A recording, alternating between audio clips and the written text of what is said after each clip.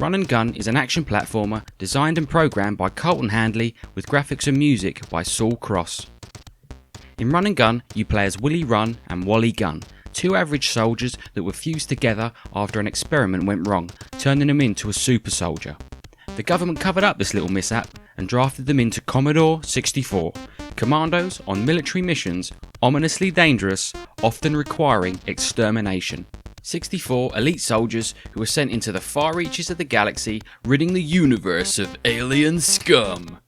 In Run and Gun, there aren't what I'd call levels. Some sections do have scrolling, others are just rooms where you'll have to retrieve a keycard and head back out the way you came.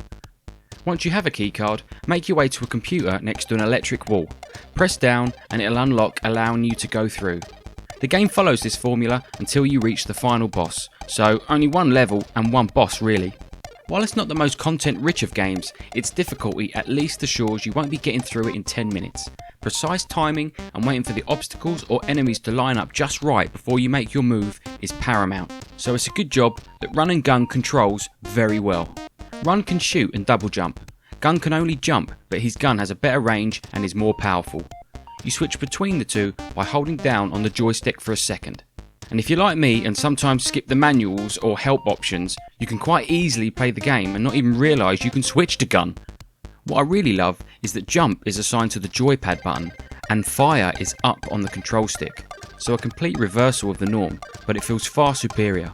Run and Gun have a nice weight to their jumps and it feels a lot like Super Meat Boy in that respect. While it controls fantastically, I did find some of the enemy hitboxes a little harsh, the electric gates also. And in a game as difficult as this, the hitboxes are sometimes a tough pill to swallow. But it's something you'll get used to and will account for. Thankfully, you do get 3 continues, 3 lives and 3 hits per life, which should be enough for most people to complete the game, leaving room for a few errors. The graphics are really well done, with the background and platforms playing host to the charming sprites and their animations.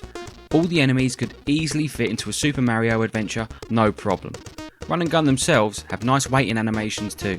The game always feels like it's moving, even after you put the controller down.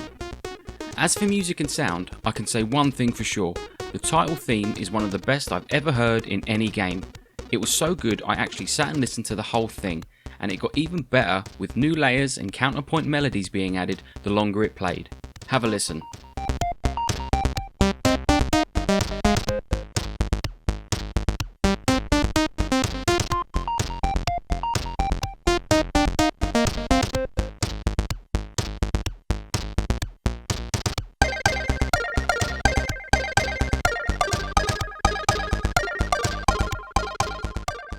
The rest of the music that scores the game is excellent too, with the main theme coming back towards the end of the game.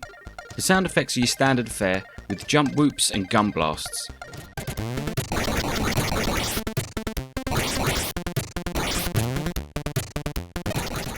And combined with the charming graphics and banging soundtrack, the entire game is incredibly enchanting. The enemies and obstacles, fused with the tight controls and amazing soundtrack, make for an excellent adventure. This game is absolutely up my alley and I loved every minute. I even went on to complete the game on the harder difficulties, which makes obstacles much faster and the enemies tougher. The hardest difficulty removes your shield completely, essentially turning it into a one-hit kill mode, which Carlton calls old school all the way. I just wish there was more of it. Thanks for watching and I'll see you in the next one. Hasta la vista.